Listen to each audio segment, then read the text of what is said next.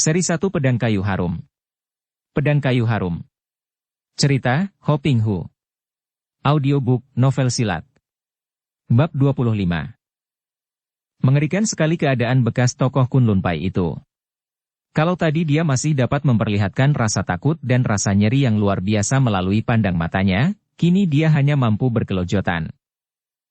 Hanya gerakan berkelojotan lemah ini saja yang menandakan bahwa dia belum mati, belum pingsan dan masih menderita penyiksaan yang hanya dapat dilakukan seorang yang sudah gila itu, gila karena berubah ingatan atau juga gila karena diamuk dendam. Hehehe, engkau tidak merintih. Oh, sumbat mulutmu.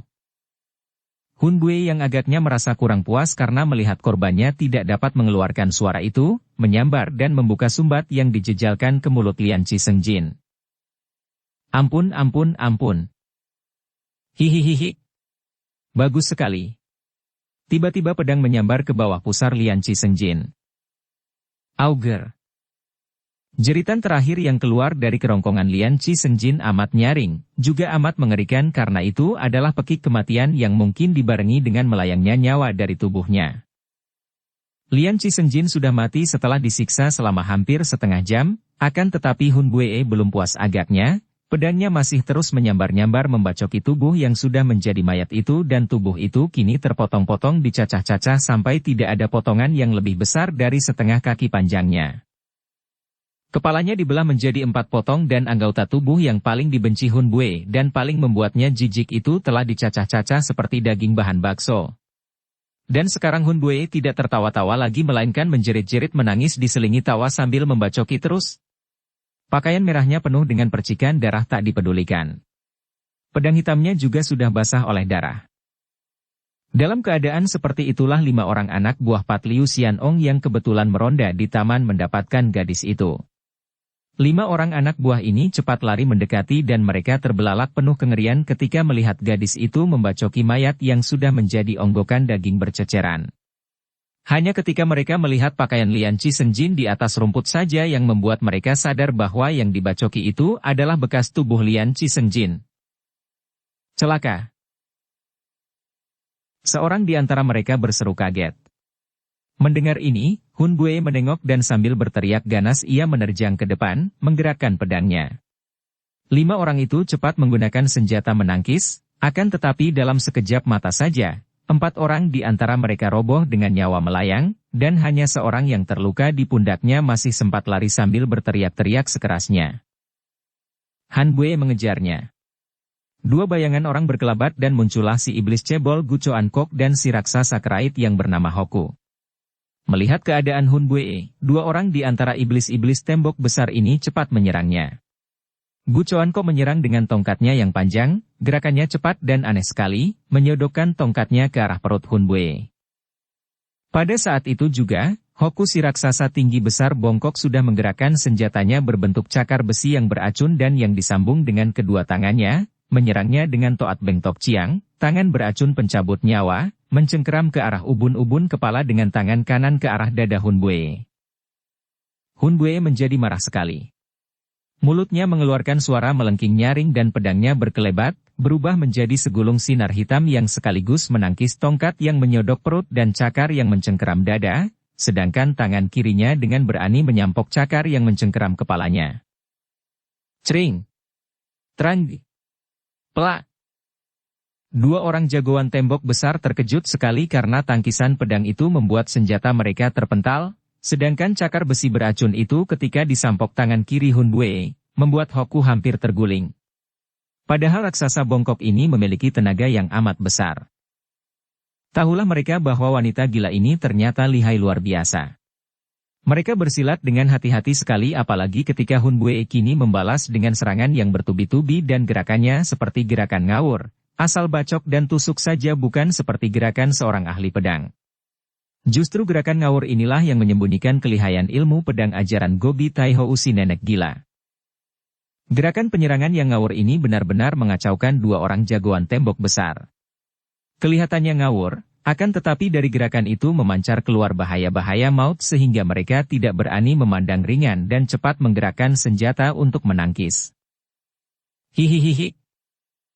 Hun Bue terkekeh dan tiba-tiba tubuhnya jatuh terpelanting sendiri karena kakinya yang kacau itu membuat ia kehilangan keseimbangan tubuh. Melihat wanita baju merah itu terguling miring, pedangnya terhimpit tubuhnya sendiri, tentu saja dua orang jagoan tembok besar menjadi girang bukan main. Mereka adalah orang-orang berilmu tinggi dan melihat keadaan lawan, mereka tahu bahwa kini mereka tentu akan dapat menundukkan lawan aneh itu. Cepat mereka berdua menubruk, seperti berlomba, menggerakkan senjata. Betapapun juga, karena mereka ingin menawan wanita gila ini hidup-hidup, senjata tongkat bergerak menotok jalan darah sedangkan kedua cakar besi mencengkeram pundak.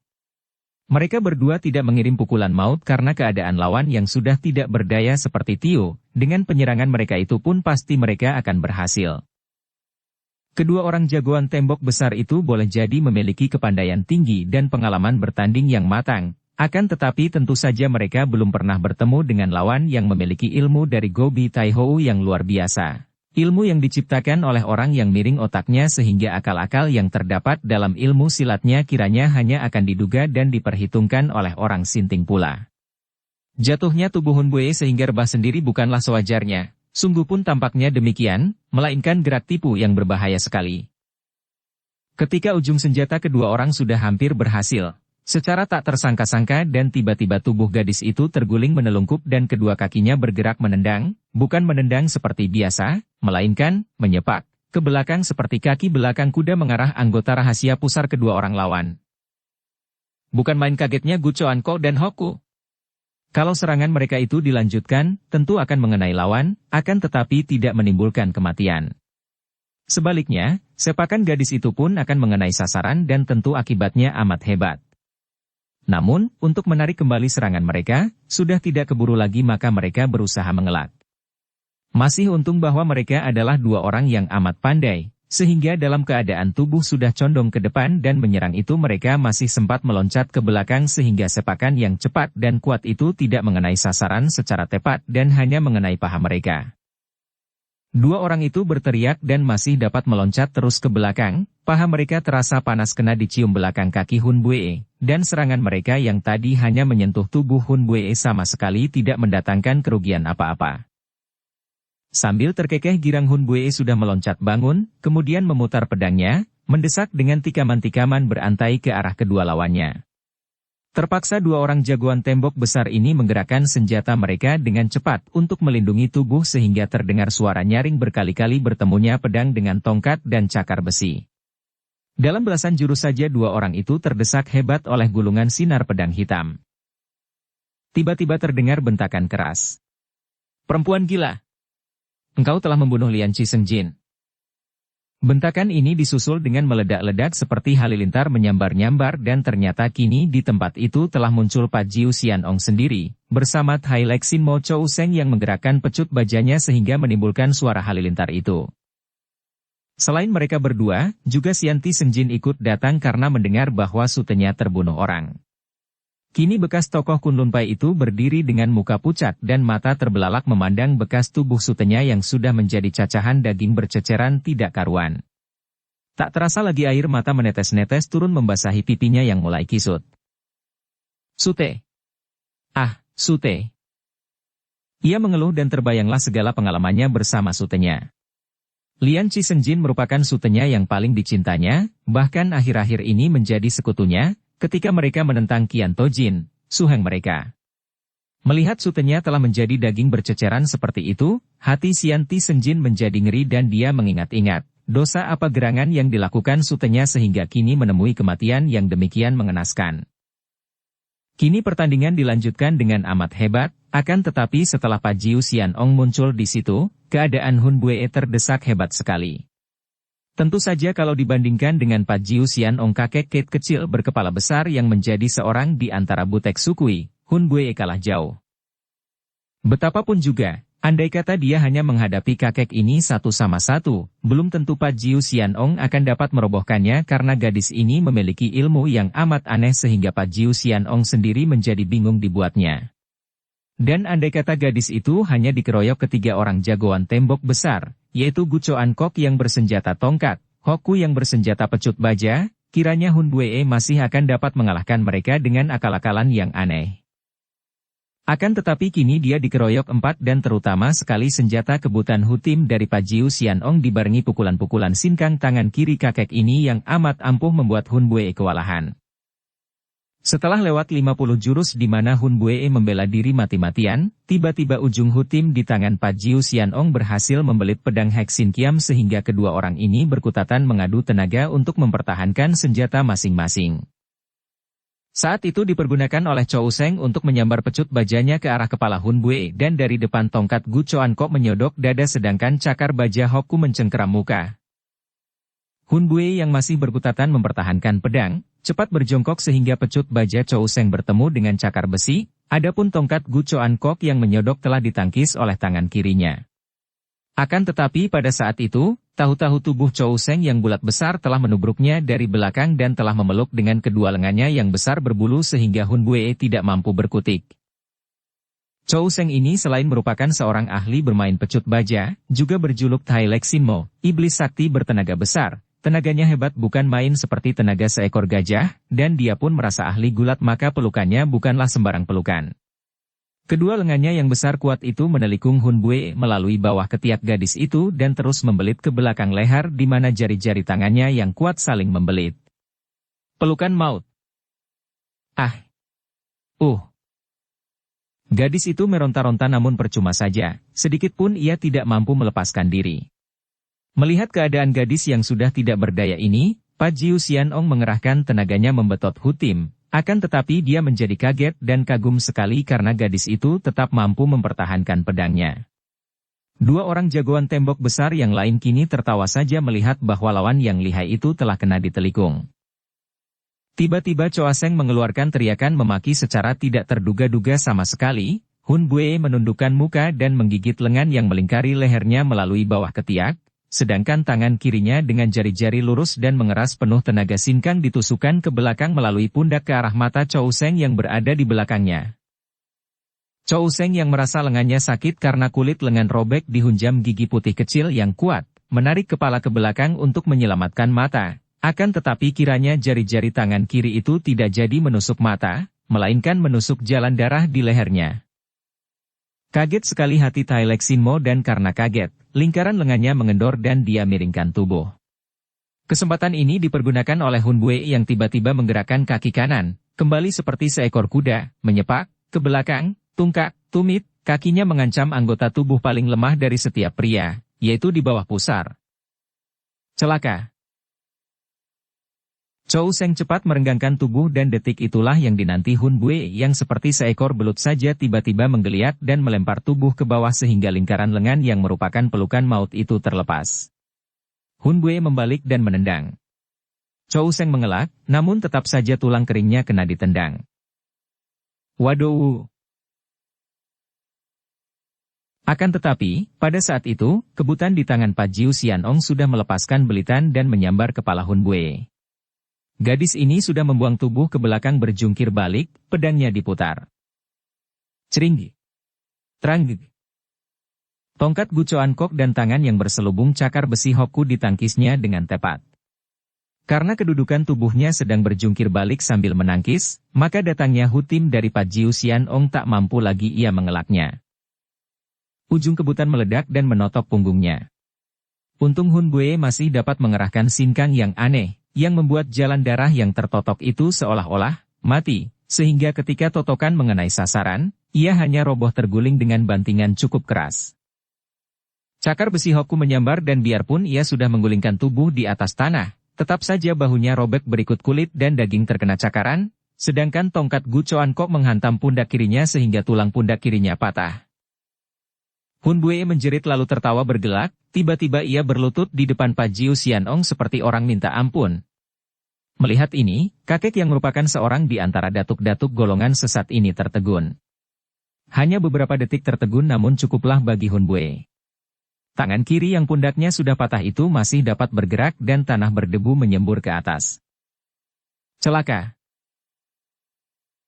Pajiu Xianong yang tadi menunduk, cepat mengelak tanpa berani memejamkan mata karena memejamkan mata menghadapi lawan merupakan pantangan besar. Hal inilah yang membuat matanya kemasukan debu. Sambil berseru keras timnya menyambar ke depan dan tubuhnya sendiri mencelat ke belakang, matanya untuk sementara tak dapat melihat. Namun Hunbue sudah mengelak, meloncat jauh dan lari sambil terkekeh-kekeh. Di antara para pengeroyoknya yang hebat kepandaiannya adalah Pajiu Xianong, akan tetapi dalam keadaan terluka seperti itu satu-satunya jalan baginya untuk dapat melarikan diri haruslah membuat kakek lihai itu tidak berdaya lebih dulu. Benar saja, karena Pajiu Xianong membersihkan kedua matanya yang kelilipan debu, hanya 3 orang jagoan tembok besar yang melakukan pengejaran. Akan tetapi Chou Seng mengejar sambil terpincang-pincang, dan mereka bertiga tidak mampu menandingi Ginkang Hunbue yang sudah menghilang di telan bayang-bayang pohon yang gelap. Selama terjadinya pertempuran itu, Xianti Sengjin hanya menonton saja. Berulang-ulang dia menarik napas panjang dan ketika Hunbue melarikan diri, dia tidak ikut mengejar melainkan berlutut menghadapi ceceran daging-daging bekas tubuh sutenya. Biar dia lari. Jangan khawatir, dia tidak akan mampu keluar dari benteng ini. Pajiu Xianong berkata penuh kemarahan ketika kedua matanya sudah dapat dibuka lagi. Ia merasa malu dan penasaran mengapa dia sebagai seorang datuk kenamaan sampai dapat diakali oleh seorang bocah gila. Justru karena gila, maka akal yang dilakukan Hunbue tadi sama sekali tidak pernah disangkanya sehingga dia kena ditipu. Dengan hati penasaran, Pajiu Xianong lalu mengeluarkan perintah untuk melakukan penjagaan ketat dan meronda agar gadis gila itu tidak sampai dapat lolos dari dalam benteng itu. Ketika Cui Im mendengar laporan tentang peristiwa terbunuhnya Lian Chi Sengjin dan larinya Hunbue, dia menerima dengan sikap dingin dan tidak peduli.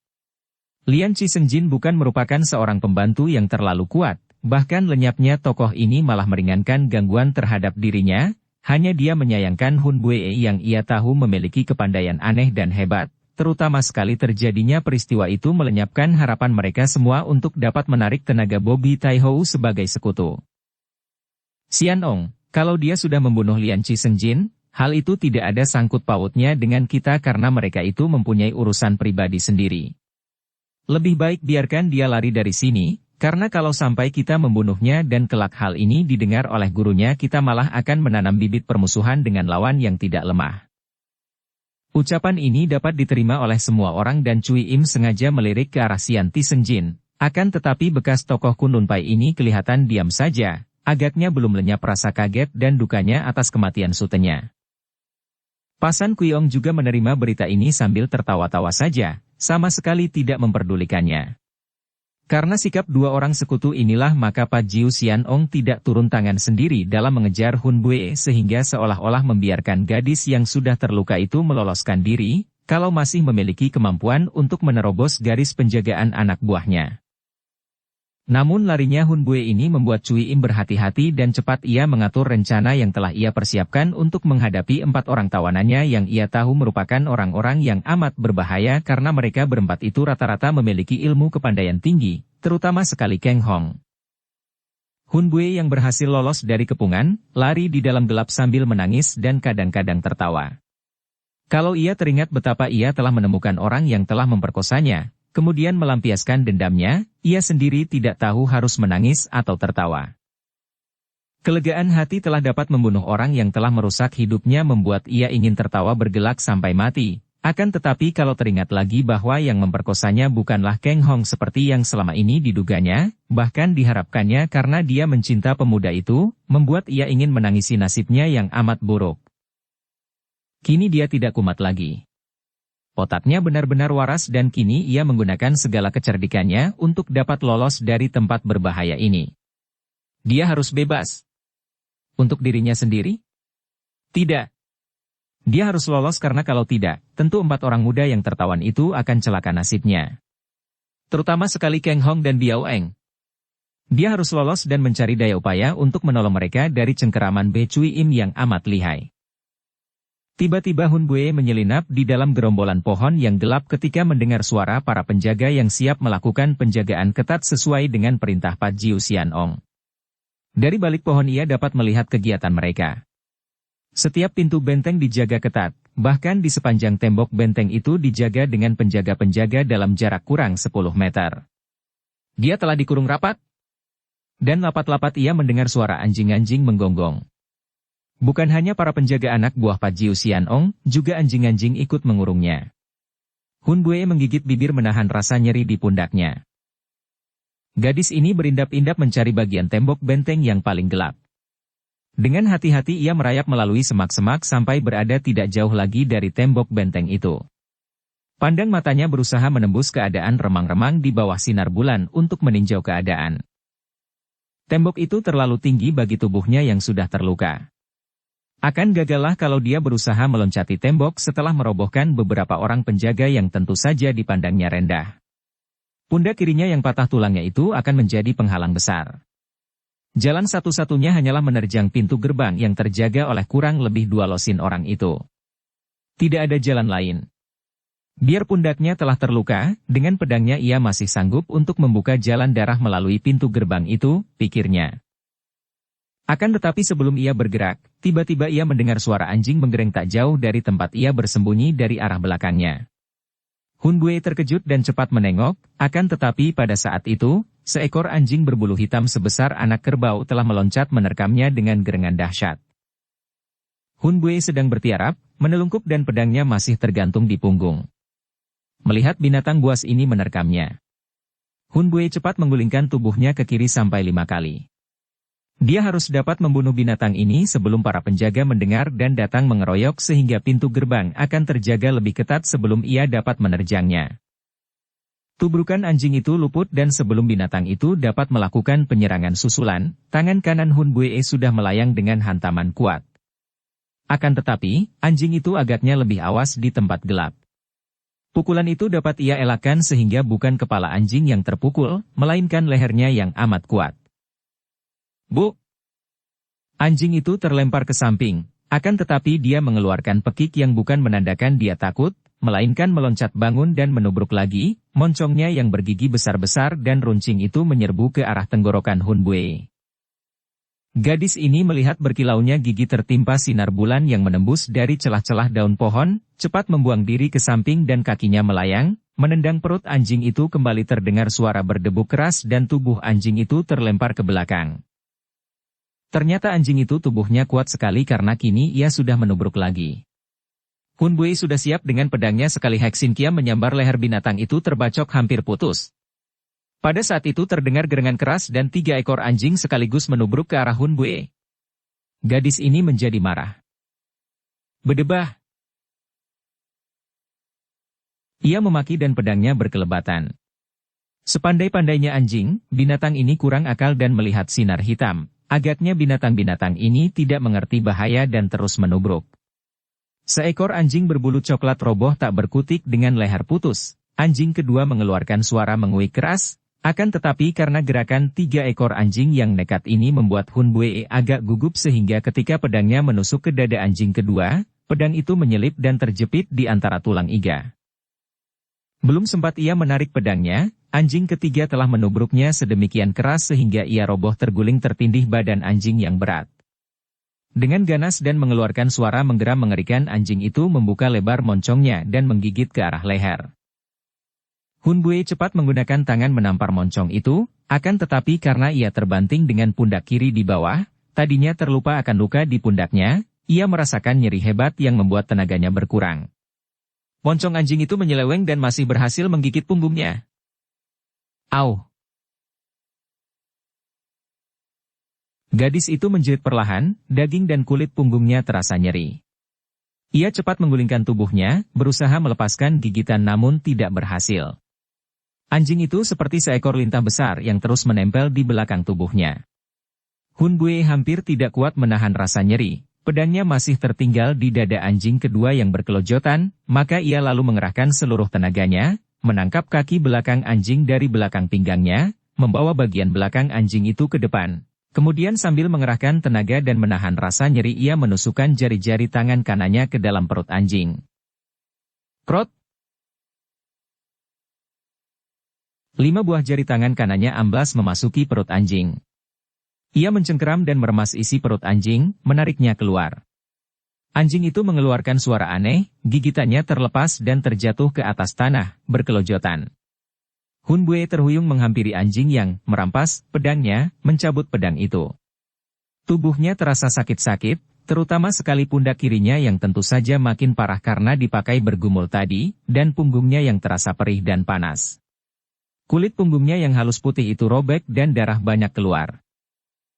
Suara perkelahiannya melawan 4 ekor anjing tadi agaknya menarik perhatian para penjaga. Dari balik semak-semak Hun Bue melihat bahwa para penjaga siap dengan senjata di tangan, menjaga pintu gerbang. Sekarang, pikirnya, atau terlambat? Kenekatan ini timbul dari harapan untuk dapat keluar agar dia dapat berdaya upaya menolong 4 orang yang tertawan. Dengan lengking menyeramkan, gadis yang sudah koyak-koyak pakaiannya dan terkoyak kulit punggungnya itu lalu meloncat dan lari ke arah pintu gerbang. Para penjaga sudah siap dan begitu melihat munculnya gadis ini yang mereka anggap kumat gilanya, mereka segera menerjang maju. Hujan tombak dan golok melayang ke arah tubuh Hun Bue, namun gadis ini sudah memutar pedangnya. Gulungan sinar hitam membentuk lingkaran dan terdengar suara nyaring ketika tombak-tombak dan golok-golok itu patah dan terlepas beterbangan ke kanan-kiri, disusul jerit kesakitan ketika 5 orang pengeroyok roboh terkena sambaran Heksin Kiam. Menyaksikan keganasan Hun Bue, para pengeroyok lainnya menjadi gentar. Kesempatan itu dipergunakan oleh Hun Bue untuk mengeluarkan suara melengking, setengah tertawa setengah menangis yang membuat bulu tengkuk para pengeroyok berdiri. Kemudian tahu-tahu gadis itu sudah meloncat ke dekat pintu gerbang. Tangkap! Bunuh! Teriakan-teriakan itu lebih gencar daripada datangnya pengeroyokan karena para penjaga benar-benar merasa ngeri dan jerih. Kembali di depan pintu gerbang, Hun Bue dikeroyok oleh belasan orang penjaga. Para penjaga itu rata-rata memiliki kepandaian ilmu silat, namun mereka bukanlah lawan berat bagi Hun Bue. Biarpun gadis ini sudah terluka parah dan telah kehilangan setengah bagian kecepatannya, namun gerakannya masih terlalu hebat bagi para pengeroyok itu sehingga setelah bertanding hebat selama beberapa menit, kembali ada 6 orang pengeroyok roboh binasa. Orang terakhir yang roboh adalah penjaga palang pintu gerbang. Hun Bue cepat menggigit pedangnya yang berlumuran darah, karena kini tangan kirinya sama sekali tidak dapat ia pergunakan dan sudah lumpuh. Kemudian dengan tangan kanannya, sekali renggut palang pintu dari besi itu terlepas dan sekali tendang, daun pintu terkuak lebar. 2 orang penjaga mempergunakan kesempatan selagi gadis itu menggigit pedang dan menggunakan tangan merenggut palang pintu, menyerang dari belakang dengan bacokan golok mereka. Hun Bue mendengar datangnya sambaran 2 batang golok. Cepat ia mengelak dengan menarik tubuh ke belakang. 2 batang golok menghantam daun pintu. Keng Hong, berkali-kali kau menyakitkan hatiku, akan tetapi aku selalu mengampunimu. Bahkan yang terakhir kali engkau menipuku dengan bujuk rayumu, hampir kau berhasil. Menurut patut, engkau kubunuh sekarang juga, atau lebih tepat kalau kau kusiksa sebelum kubunuh. Akan tetapi, Cui menundukkan mukanya, menarik napas panjang penuh penyesalan. Keng Hong yang masih terbelenggu pada tiang besi di dalam kamar tahanan, memandang tajam dan dapat menduga bahwa sekali ini, gadis itu tidak berpura-pura, melainkan benar-benar menyesal sekali. Kenapa, Cui Im? Lanjutkanlah, katanya, perlahan dan dengan suara dingin, menunjukkan bahwa hatinya telah tertutup sama sekali terhadap wanita ini. Memang dia beberapa kali berlaku tidak sedap terhadap Cui Im, akan tetapi bukankah wanita ini yang lebih dahulu melakukan hal-hal yang mencelakakan Diao Eng gadis yang dicintanya? Cui Im mengangkat muka memandang Keng Hong dan pemuda ini terkejut melihat beberapa tetes air mata membasahi sepasang pipi wanita itu. Cui Im menangis. Air mata buayakah ini? Bukan, gadis itu benar-benar merasa berduka dan kecewa sekali. Keng Hong, apakah artinya hidup bagi seseorang tanpa cinta? Cinta yang murni maksudku, cinta yang timbul dari lubuk hati, cinta yang sudah ada tanpa dibuat-buat, yang menguasai seluruh jiwa, yang sudah ada seperti adanya napas dan denyut darah dalam tubuh. Aku cinta padamu, Keng Hong. Bukan. Bukan cintaku terhadap setiap pria tampan yang hanya merupakan dorongan nafsu berahi. Aku cinta padamu dari lubuk hatiku. Aku bersedia melakukan apa saja, bersedia bahkan mengubah seluruh jalan hidupku asal saja aku bisa mendapatkan cintamu, asal saja aku bisa menjadi istrimu. Keng Hong memandang dengan sinar mata kasihan, akan tetapi hanya sebentar karena dia teringat akan kekejaman hati yang sudah menjadi watak wanita ini, maka mulutnya segera tersenyum mengejek untuk menyakitkan hati Cui Im. Cui Im, engkau tahu betapa hal itu tidak mungkin terjadi seperti juga aku telah tahu benar betapa palsu hatimu, betapa cintamu itu hanya kembang bibir saja karena sebenarnya tidak ada cinta di hatimu, yang ada hanya dengki, iri dan benci. Di balik cintamu itu tersembunyi benci yang sedalam lautan. Cui Im mengejek. Demikianlah cinta, Kang Hong. Cinta yang tidak mendapat tanggapan, uluran tangan cinta yang tidak disambut jabatan, akan berubah menjadi benci yang mendalam. Aku cinta padamu, aku rela mengorbankan apapun juga untuk merebut kasih hatimu, akan tetapi kalau tidak berhasil, kalau engkau menolak, aku membenci kepadamu, sebenci-benciku. Kang Hong tersenyum mengejek, sungguh pun di dalam hatinya dia merasakan penderitaan batin wanita ini. Ia mau percaya penuh keyakinan bahwa wanita ini benar-benar mencintanya. Ia pun mau percaya bahwa semua perbuatan Cui Im yang amat keji terhadap Biao Eng sesungguhnya adalah karena cinta kasih itulah. Karena tidak ingin melihat Kang Hong direbut lain wanita. Akan tetapi dia sendiri tidak pernah ada perasaan cinta kepada Cui Im. Aku tetap tidak percaya, Cui Im. Engkau berhati palsu, dan perasaan cinta kasih terlalu murni, terlalu bersih bagi hati yang kotor dari seorang seperti engkau ini. Apapun yang kau lakukan, kuanggap akan mencelakakan diriku. Kiraku, kebencianmu tidak akan melebihi sakitnya hatiku terhadap dirimu, Cui Im. Cui Im memandang dan kini kedukaan lenyap dari mukanya, terganti sinar mata menertawakan dan mengejek. Karena perbuatanku terhadap Biao Eng. Terutama karena itu, akan tetapi lebih daripada semuanya karena perbuatanmu menyesatkan aku di malam pertama itu. Engkau telah menyeretku ke dalam cengkeraman nafsu berahi, membangkitkan sifat binatang dalam diriku. Sungguh aku amat menyesal karena perbuatanmu itu, Cui Im. Cinta berahi yang bangkit antara dua orang yang saling mengasihi, dalam pertemuan yang murni dan tidak melanggar hukum, tidak dibayangi perasaan dosa karena pelanggaran hukum susila, cinta berahi yang wajar sebagai kembang daripada cinta kasih daripada pria dan wanita, akan berkembang dengan subur dan murni, suci sehingga menjadi landasan penciptaan manusia baru. Akan tetapi, di dalam tanganmu, cinta berahi hanyalah merupakan pemuasan nafsu binatang yang haus akan kenikmatan kotor. Kotor sekali cintamu, Cui Im. Kotor. Diam. Cui Im membentak dan sudah melangkah maju, tangannya diangkat untuk memukul. Akan tetapi melihat wajah Kang Hong yang tersenyum memandangnya tanpa berkedip, tangannya turun kembali dan ia menjatuhkan diri duduk di atas dipan sambil terisak.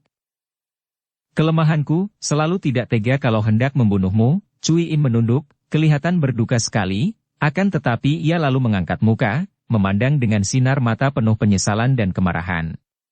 Kang Hong, aku tidak dapat merenggut cintamu, akan tetapi sewaktu-waktu dapat merenggut nyawamu dan nyawa Biao Eng. Biarlah, aku akan mengalah, akan membiarkan engkau dan Biao Eng bebas agar kalian dapat menikmati cinta kasih kalian.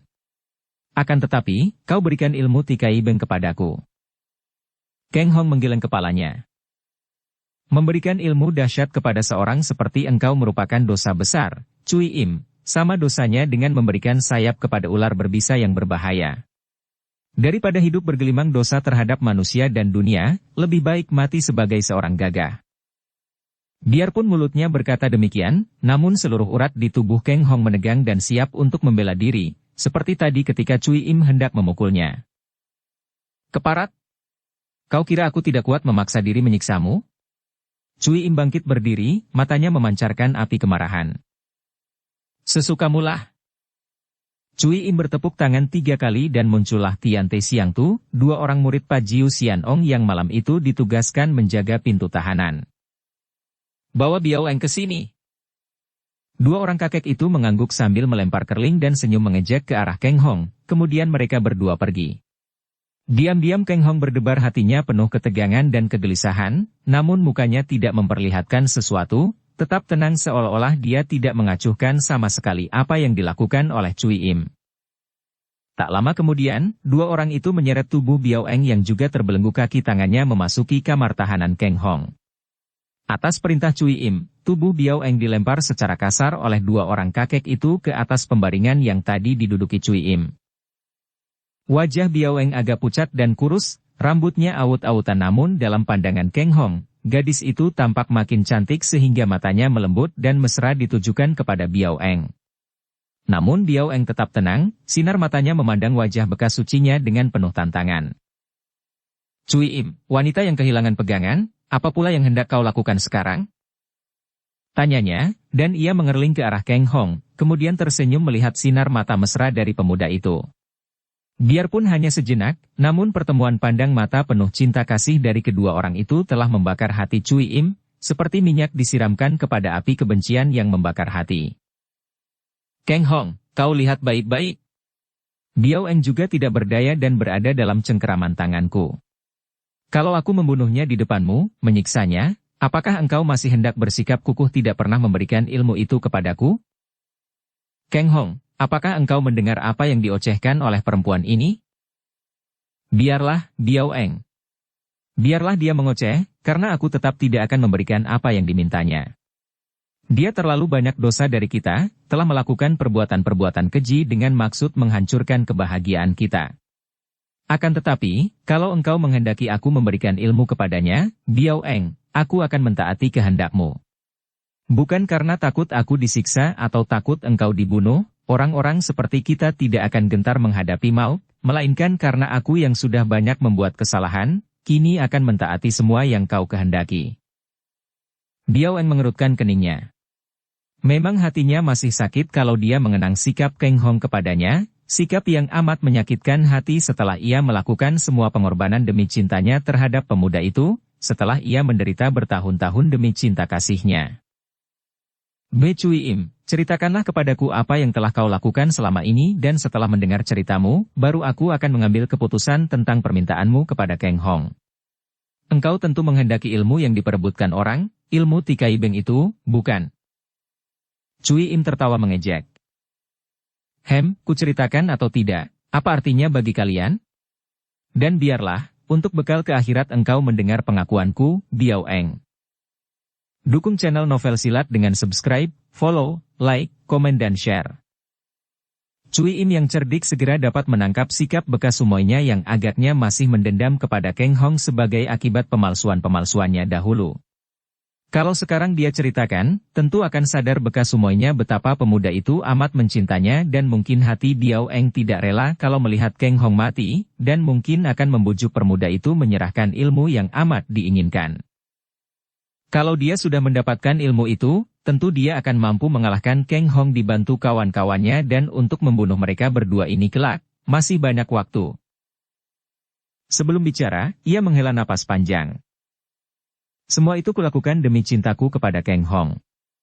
Engkau tentu sudah dapat menduga apa yang telah terjadi sebelum engkau menemukan aku dan Kang Hong untuk pertama kali dahulu.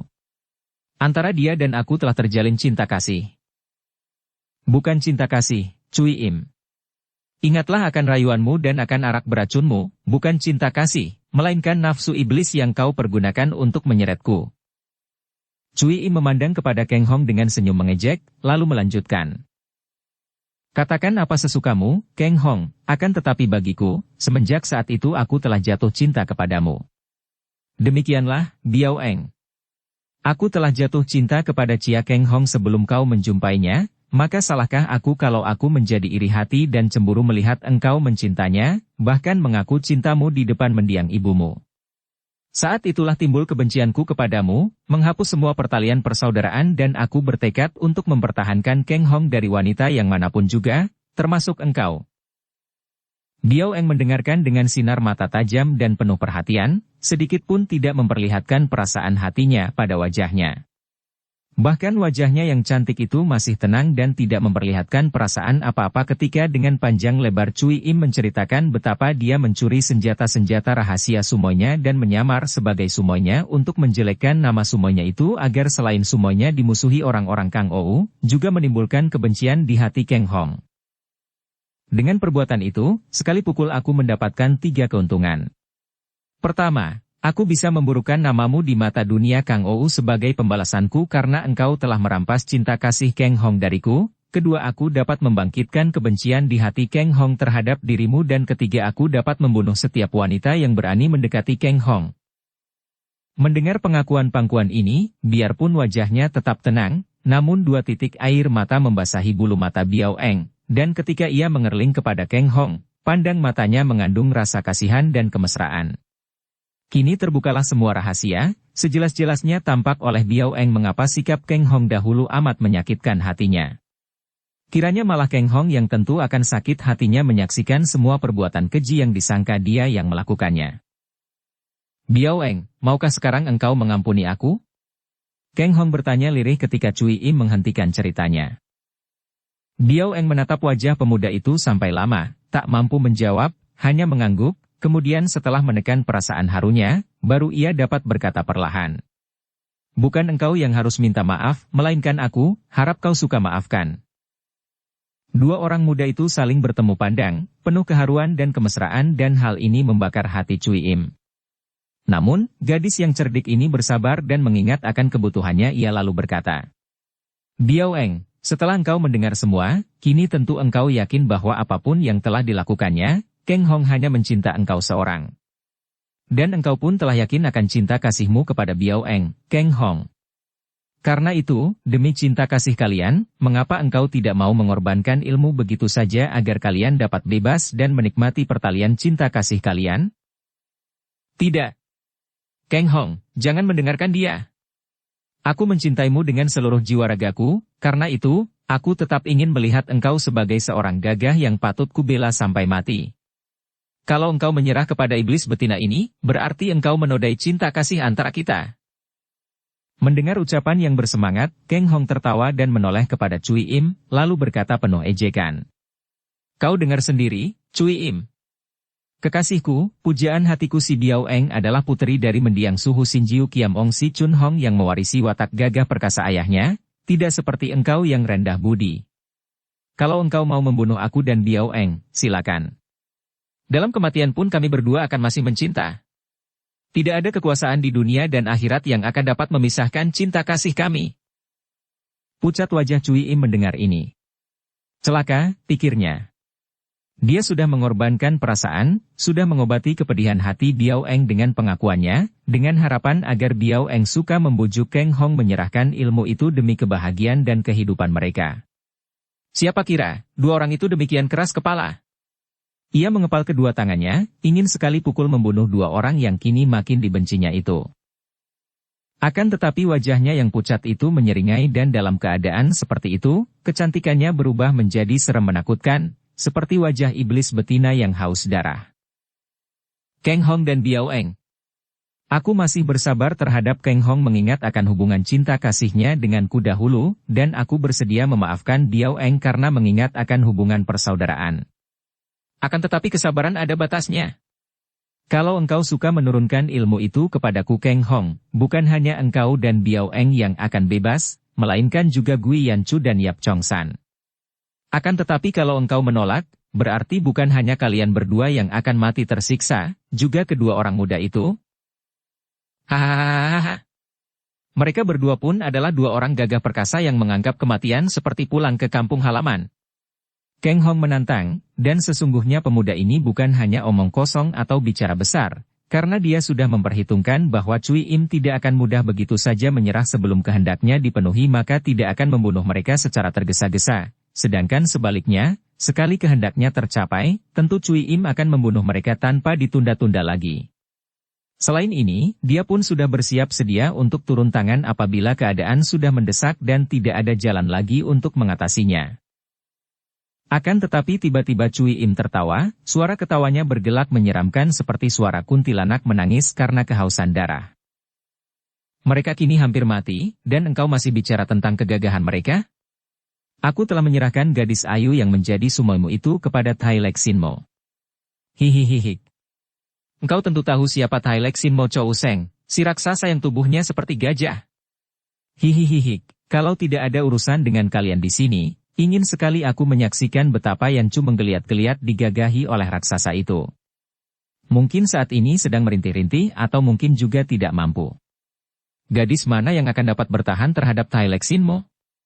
Sayang, aku masih banyak urusan, terutama sekali denganmu, Biao Eng. Engkau keras kepala, sepatutnya dihukum seperti yang diderita Yanchu. Akan tetapi Yanchu masih untung setidaknya menerima penghinaan dari seorang di antara iblis-iblis tembok besar. Adapun engkau akan kuberikan kepada dua orang raksasa kasar yang lebih rendah derajatnya daripada dua ekor anjing. Di sini. Di kamar ini dan engkau akan menjadi saksinya, Kang Hong. Engkau dan aku, hihihihi. Kira berdua akan menikmati pemandangan yang amat mesra. Hihihihi. Biao Eng dan Kang Hong terkejut bukan main, bukan mengkhawatirkan nasib mereka sendiri, melainkan mengkhawatirkan nasib dua orang teman mereka, Yan Chu dan Chong San. Mereka saling pandang dan menduga-duga, apa gerangan yang terjadi dengan mereka itu? Malapetaka apakah yang menimpa mereka? Cui Im memang tidak membohong ketika menceritakan tentang Yan Chu. Memang ada saja akal yang aneh-aneh dan keji-keji dalam benak iblis betina ini untuk menyiksa musuh-musuhnya. Menyaksikan sikap mesra Yan Chu terhadap Kang Hong, biarpun dia tahu bahwa Yan Chu adalah sumoy dari Kang Hong, namun tak dapat ia tahan rasa cemburu yang timbul di hatinya. Yan Chu demikian muda dan demikian cantik jelita, rasa cemburu bercampur dengan rasa iri yang menimbulkan kebencian hebat. Oleh karena Yan Chu tidak ada gunanya baginya, maka gadis itu harus dibunuh, akan tetapi selain untuk menyiksanya, juga dia hendak mempergunakan kesempatan itu untuk menyenangkan hati Tai Lek Sin Mo Chou Seng yang haus wanita pula. Hal ini mudah saja ia tangkap dari pandang mata Chou Seng yang ditujukan kepadanya. Karena dia sendiri enggan melayani raksasa gendut itu, biarlah raksasa itu memuaskan nafsunya kepada Yan Chu. Dan untuk menyiksa Chong San, di samping membangkitkan gairahnya agar kelak mudah dia merayu pemuda tampan yang menarik hatinya itu, dia mengatur agar Chong San berada di dalam kamar menyaksikan apa yang akan dilakukan oleh Chou Seng terhadap Yan Chu. Malam itu memang merupakan malam yang menyeramkan, malam yang penuh ancaman mengerikan bagi 4 orang muda yang menjadi tawanan di benteng Pat Jiu Sian Ong di lereng pegunungan Tai Hang San itu. Mereka berempat tidak tahu bahwa 3 hari yang lalu, Hun Bue telah membunuh Lian Chi Senjin dan gadis itu melarikan diri dari benteng. Pada malam hari itu, Yan Chu yang tadinya ditahan dalam kamar terpisah, didatangi Tai Lek Sin Mo Chou Seng yang tertawa-tawa dan tanpa banyak bicara raksasa ini memondong tubuh Yan Chu yang dibelenggu kaki tangannya lalu dibawa keluar dari kamar tahanan. 4 orang penjaga di luar pintu kamar tahanan hanya tertawa dengan pandang mata iri karena mereka sudah menerima perintah dari Cui Im bahwa tawanan yang jelita itu diserahkan kepada Tai Lek Sin Mo. Yan Chu maklum akan bahaya yang mengancam, akan tetapi dia sama sekali tidak berdaya dalam kempitan lengan yang amat kuat itu, apalagi dalam keadaan terbelenggu kaki tangannya. Sementara itu, Yap Chong San yang merasa prihatin sekali, tidak pernah berhenti dengan usahanya mematahkan belenggu. Dengan pengerahan tenaga sinkang, berkali-kali dia berusaha merenggut belenggu baja yang mengikat kedua tangannya pada tiang di dalam kamar tahanan, namun belenggu itu amat kuat sehingga semua usahanya hanya mengakibatkan kulit kedua pergelangan tangannya lecet-lecet. Kemudian dia mengubah cara usahanya. Pemuda ini sambil berdiri lalu menghimpun tenaga dalam, dan mulai bersamadi untuk mempergunakan ilmu sakti dari Xiao Lim Pai, yaitu ilmu Siakut Sin Hoat, semacam ilmu untuk membuat tulangnya seolah-olah terlepas dan tubuhnya menjadi lemas dan licin. Untuk dapat mencapai ilmu ini diperlukan pengerahan hawa murni di tubuh sehingga dia bersamadi sampai 2 hari 2 malam, barulah berhasil. Tulang pergelangan tangannya dapat dia gerakan sedemikian rupa sehingga dapat tergeser dan dagingnya menjadi lemas sehingga akhirnya dia dapat meloloskan kedua tangannya dari belenggu demikian pula membebaskan kedua kakinya. Namun, setelah berhasil dia harus mengatur napas sampai lama untuk memulihkan tenaga. Belum lama dia berdiri tak bergerak mengatur napas, tiba-tiba dia mendengar jejak kaki yang berat datang dari luar kamarnya. Ia terkejut, cepat dia mengatur belenggu kaki tangannya sehingga tampak seolah-olah dia masih terbelenggu, dan dia melanjutkan usahanya memulihkan tenaga yang banyak diperasnya untuk mempergunakan ilmu Sinkut Sin Hoat tadi. Pintu kamarnya terbuka dan dapat dibayangkan betapa kaget dan gelisah hatinya ketika dia melihat bahwa yang memasuki kamarnya adalah raksasa gendut Tai Lek Sin Mo yang memondong tubuh Yan Chu yang masih terbelenggu kaki tangannya dan kemudian melemparkan tubuh Yan Chu di atas pembaringan yang berada di dalam kamar itu, di depannya. Hahaha. Tai Lek Sin Mo tertawa bergelak dan bertolak pinggang menghadapi Chong San. Pemuda ini bersikap tenang dan siap untuk melawan kalau si raksasa gendut ini hendak melakukan kekejian. Angkiam Butek sungguh aneh sekali. Memberikan si jelita ini memakai syarat pula, harus kulakukan di kamar ini, di depan matamu, orang muda. Hahaha. Entah apa kehendaknya, akan tetapi di depanmu atau di mana saja, apa bedanya? Hanya kuharap engkau akan cukup sopan untuk memejamkan matamu dan hanya menikmati pertunjukan ini dengan telingamu saja. Hahaha. Gadis manis seperti bidadari, kau bersiaplah menerima aku. Tai Lek Sinmo membalikkan tubuh dan hendak menerkam tubuh Yanchu yang rebah terlentang di atas pembaringan. Gadis itu memandang dengan mata terbelalak, maklum dia terancam bahaya yang hebat, maka mengambil keputusan untuk melawan mati-matian biarpun tangan kakinya terbelenggu. Sebagai murid tersayang dari Tung Sunio, ia memiliki ginkang yang hebat. Kini melihat raksasa gendut itu melangkah maju dengan kedua lengan berbulu dipentang lebar, baju atas terbuka memperlihatkan dada yang berbulu lebat, muka yang menyeringai mengerikan, Yanchu menggerakkan tangan dan kaki yang membelenggu ke atas dipan dan sekali menggenjot tubuh, ia telah menendangkan kedua kaki yang terbelenggu itu ke arah pusat Tai Lek Sinmo. Grup. Serangan ini sama sekali tidak tersangka-sangka oleh Tai Lek Sinmo yang sedang dimabuk nafsu berahi, maka mengenai perutnya dengan keras. Namun ternyata raksasa gendut berbangsa Kerait ini memiliki kekebalan sehingga tendangan yang amat kuat itu hanya membuat dia terhuyung dan mengerutkan kening dengan perut terasa agak mulas. Sebaliknya, karena kaki tangannya terbelenggu, ketika kedua kaki Yanchu bertemu dengan perut yang gendut dan keras itu, tubuhnya sendiri terbanting kembali ke atas pembaringan dengan keras. Hahaha, engkau benar-benar liar. Aku senang. Aku senang sekali. Makin hebat kau melakukan perlawanan, makin menyenangkan, manis. Chou Seng sudah melangkah maju lagi mendekati pembaringan sambil tertawa terkekeh-kekeh. Dari sudut mulutnya yang lebar menetes air liur seperti seekor anjing melihat daging. Tai Lek Sinmo, tahan, tiba-tiba Chong San berseru. Sudah gatal-gatal tangan pemuda ini hendak menerjang raksasa gendut itu. Akan tetapi dia adalah seorang pemuda yang tenang dan cerdik. Kalau dia menerjang raksasa gendut itu di dalam kamar tahanan, mungkin dia akan berhasil membunuh lawan ini, akan tetapi tidak mungkin akan dapat membebaskan diri dan menolong Yanchu. Kalau terjadi perkelahian di situ, tentu tokoh-tokoh pihak lawan akan datang dan mana mungkin dia dapat melawan mereka? Pihak musuh amat banyak dan banyak di antara mereka yang memiliki kepandaian amat tinggi. Tai Lek Sinmo memutar tubuh seperti singa menoleh. Mengapa banyak cerewet? Kalau kau tidak suka menonton, pejamkan matamu. Bentaknya. Tai Lek Sinmo, aku mendengar bahwa engkau adalah seorang yang berilmu tinggi dan gagah perkasa, siapa kira ternyata engkau hanya seorang pengecut dan penakut? Tai Lek Sinmo mendelik marah dan inilah yang diharapkan Chong San. Lengan yang besar itu bergerak. Plak! Pipi Chong San ditamparnya keras sekali sehingga pemuda ini merasa kepalanya pening dan ujung bibirnya berdarah. Akan tetapi dia menahan sabar dan melanjutkan kata-katanya.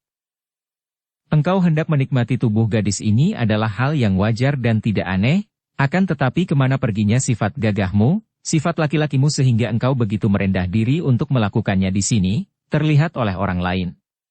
Hal itu akan membuat engkau malu dan hina. Apakah kalau engkau membawa dia itu ke hutan dan menikmatinya di tempat sunyi sepuas hatimu, engkau tidak berani? Takut kalau gadis yang sudah terbelenggu itu melawanmu? Begitu penakutnya engkau yang berjuluk Tai Lek Sinmo. Yap tuako. Kau. Yanchu terbelalak marah. Saking marahnya, Yanchu kembali meloncat dan menerjang Tai Lek Sinmo dengan kakinya, akan tetapi sekali ini, raksasa gendut itu cepat menyambar dan mengempit pinggangnya. Kemudian sambil menyeringai ke arah Chong San dia berkata, kalau dipikir, omonganmu benar juga.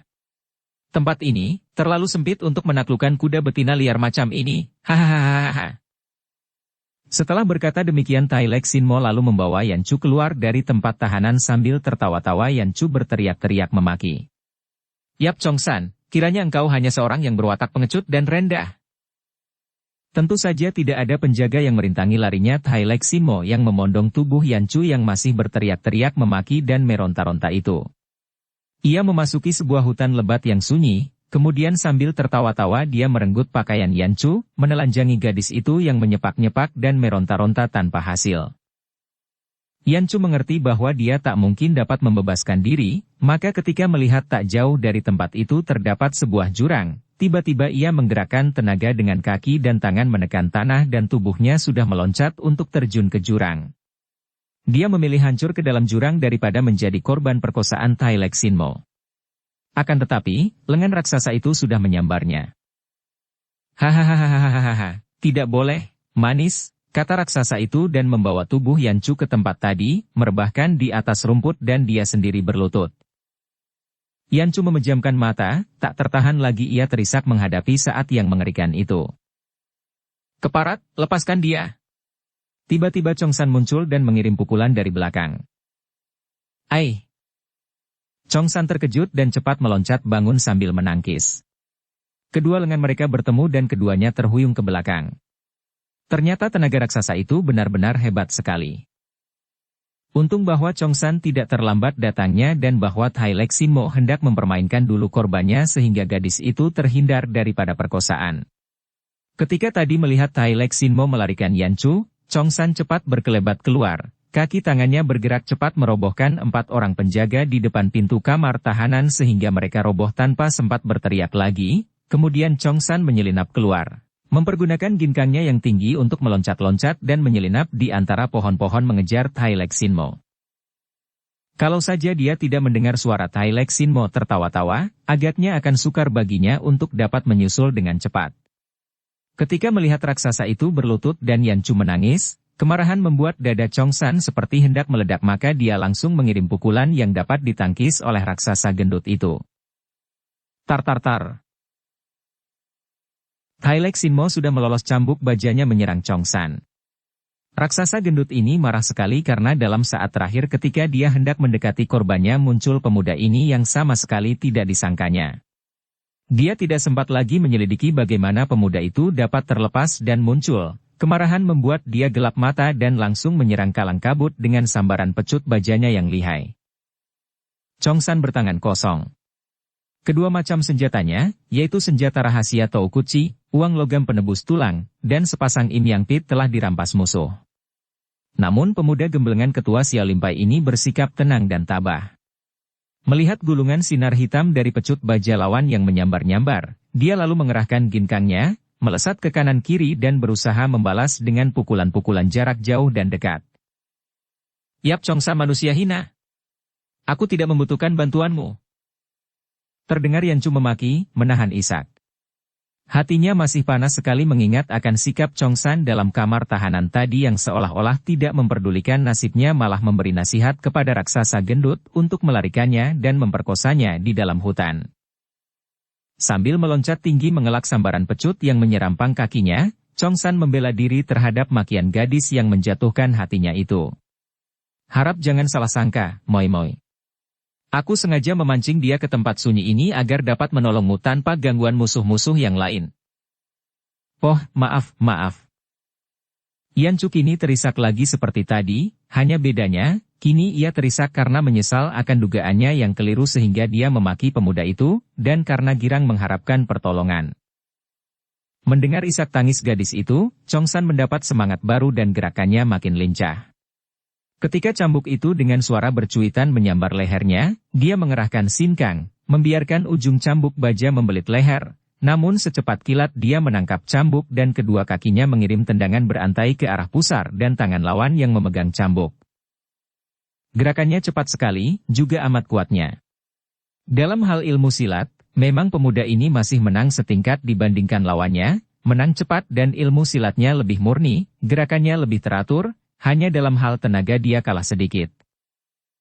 Menghadapi tendangan yang susul-menyusul amat cepatnya ini, Chou Seng terkejut dan mengeluarkan gerengan dahsyat ketika dia terpaksa melepaskan gagang cambuk untuk menyelamatkan pergelangan tangannya dari sebuah tendangan kilat. Chongsan cepat melepaskan cambuk dan melempar cambuk itu jauh dari tempat itu. Akan tetapi, tiba-tiba lawannya yang bertubuh gemuk bundar itu sudah menubruknya dan tahu-tahu kedua lengan yang berbulu dan besar telah memeluk pinggangnya. Betapapun Chongsan mengerahkan tenaga, tetap saja tubuhnya terangkat ke atas dan dibanting. Bruk! Tubuh Chongsan terguling-guling dan kembali raksasa gendut itu menubruk. Namun sekali ini Chongsan yang merasa sakit-sakit pinggul dan punggungnya, telah siap dan kakinya menendang dari bawah. Des! Tubuh yang sedang menubruk maju itu kena ditendang dadanya. Raksasa itu terbatuk-batuk dan napasnya seperti akan putus. Ternyata dia kuat sekali karena ketika Chongsan meloncat bangun dan memukul ke arah ulu hatinya dengan pukulan keras, raksasa itu masih dapat mengelak miring dan tahu-tahu lengan kanan Chong San sudah ditangkapnya. Dengan jurus ilmu gulat yang tidak dikenal Chong San, tahu-tahu lengan itu dipelintir dan tubuh Chong San sudah ditelikung, hendak dipatahkan sambungan lengan dari pundaknya. Chong San merasa betapa pundaknya nyeri bukan main. Cepat dia membalik, mengendorkan lengan kanan yang hendak dipatahkan, jari tangan kirinya menyambar dan menotok pinggang lawan karena keadaan tubuhnya sudah dihimpit ke bawah. Sedetik saja dia terlambat tentu sudah terlepas sambungan lengannya dari pundak. Totokan itu membuat tubuh Chow Seng tiba-tiba lemas dan kesempatan ini dipergunakan oleh Chong San untuk merenggut lengannya terlepas, kemudian secepat kilat dia menamparkan tangan kirinya ke arah kepala lawan yang masih lemas dan belum pulih kekuatannya itu. Dukung channel Novel Silat dengan subscribe, follow, like, komen dan share. Kalau tamparan itu mengenai sasaran, betapapun kebal tubuh Chow Seng, tentu akan pecah kepalanya. Akan tetapi, Chow Seng bukanlah seorang lemah dan dia sudah mengalami banyak perkelahian mati-matian. Biarpun kepalanya pening dan tubuhnya lemas akibat totokan di pinggangnya tadi, melihat datangnya tamparan, dia sempat melempar tubuh ke belakang, lalu bergulingan sehingga jalan darahnya pulih kembali. Ketika Chong San meloncat mengejar dan mengirim tendangan, tangan kirinya menyambar. Ia memang ahli dalam ilmu gulat yang menggunakan kecepatan gerak jari tangan untuk menangkap bagian tubuh lawan. Kini jari-jari tangan kirinya berhasil menangkap tumit kaki Chong San yang menendang, lalu menggunakan tenaga sentakan karena untuk memegang terlalu lama pun berbahaya baginya. Chong San mengeluarkan seruan kaget. Untuk menjaga kakinya yang bisa terkilir atau bahkan patah, dia tidak melawan, bahkan mengikuti gerak putaran lawan sehingga tubuhnya terbanting ke kiri. Terbanting keras namun cepat dia melanjutkan bantingan itu dengan loncatan ke atas berjungkir balik beberapa kali. Setelah dia meloncat turun, dia melihat Chow Seng sudah lari. Celaka, pikirnya, kalau setan itu memanggil kawan-kawannya, dia dan Yanchu akan tertawan kembali. Cepat dia mengambil sebuah batu dan dengan kepandaiannya menyambitkan senjata rahasianya, batu itu melayang ke arah tubuh Chow Seng. Aduh! Tubuh raksasa itu terguling. Chong San cepat meloncat dekat dan hampir saja dia menjadi korban tipu muslihat Tai Lek Sin Mo. Ketika pemuda ini membungkuk, tiba-tiba kedua tangan raksasa itu menyambar ke atas hendak mencekik leher. Ai! Chong San cepat menggunakan tangannya, bukan menangkis karena dia sudah maklum akan kekuatan kedua tangan yang sudah menyentuh kulit lehernya sehingga tangkisan mungkin takkan menyelamatkan lehernya yang tentu akan remuk oleh cengkeraman lawan. Sebaliknya dia menggunakan kedua lengan lawan dekat siku. Pemuda murid Xiao Limpai ini memang ahli totok jalan darah karena sepasang senjatanya, Im Yang Pit memang merupakan senjata untuk menotok. Tentu saja totokannya tepat mengenai sasaran sehingga kedua lengan lawan menjadi lumpuh dan cekikan itu pun terlepas. Chow Seng memang hebat sekali ilmu gulatnya. Kedua lengannya sudah lumpuh untuk sementara, akan tetapi kedua kakinya tidak dan sebelum Chong San tahu apa yang akan dilakukan oleh jago gulat yang lihai ini, tahu-tahu kedua kaki raksasa gendut itu sudah membelit dan menggunting kedua kakinya sehingga tanpa dapat ditahannya lagi, tubuhnya terguling menindih tubuh Chow Seng. Hebatnya, raksasa gendut ini biarpun perutnya gendut seperti kerbau, ternyata gerakan tubuhnya di atas tanah cepat bukan main karena begitu lawan roboh karena dia, sengkelit, kakinya, dia sudah menggulingkan tubuh dan tahu-tahu tubuhnya sendiri yang besar dan berat sudah menindih malang pada tubuh Chong San. Dalam keadaan rebah tertelungkup ditindih tubuh sebesar Tai Lek Sin Mo yang masih menggunakan tenaga itu sama saja dengan ditindih tubuh seekor gajah sehingga Chong San sampai tak mampu berkutik. Masih untung bagi murid Xiao Limpai itu bahwa kedua tangan lawannya masih setengah luput, karena kalau kedua tangan lawannya sudah pulih tenaganya, dalam keadaan tertelungkup dan terhimpit itu tentu saja lawannya akan dapat mengirim pukulan maut dengan amat mudahnya. Chong San cepat menjangkau untuk meraih dan memukul, akan tetapi jago gulat itu sudah memperhitungkan ini sehingga dia menghimpit tubuh bagian bawah lawan, dan kedua tangan Chong San tidak dapat memukulnya. Dalam keadaan amat berbahaya ini, Chong San tidak memperdulikan lagi akan penuturan kaum persilatan karena lawannya pun menggunakan ilmu gulat. Ia mencengkeram ke atas dan berhasil menjambak rambut lawan yang terurai lepas, terus menarik rambut itu sekuatnya. Waduh! Kulit Tai Lek Sin Mo boleh jadi kebal, akan tetapi kalau akar-akar rambutnya hendak tercabut, sakitnya bukan kepalang dan terpaksa dia menjulurkan kepalanya agar tidak terlalu keras tertarik.